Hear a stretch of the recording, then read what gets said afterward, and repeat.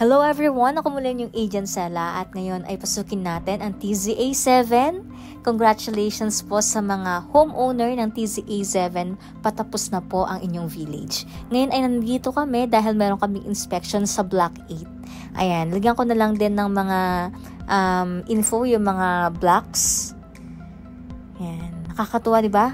Patapos na po ang TZA7. Konti na lang.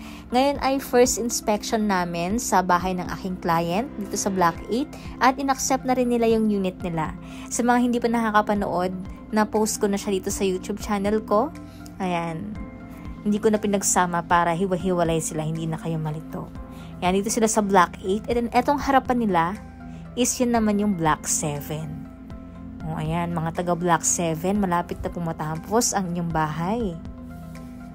Ang TZA7 po ay Porsche Townhouse po ito. 3 bedrooms, 45 square meter yung lot and 40 square meter yung floor.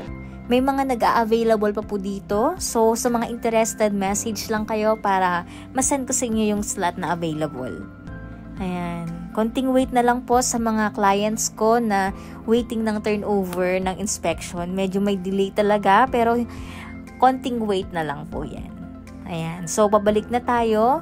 Sa mga interested din masilip yung update sa TZA6, TZA8, TZA9, and Lamore Condo Village na location. Check nyo po yung previews na upload ko rito sa YouTube channel para lagi kayong updated sa aking mga vlog. Ay subscribe nyo na ako rito. Ako muli ang inyong Agent Sela, your trusted property consultant. Bye-bye!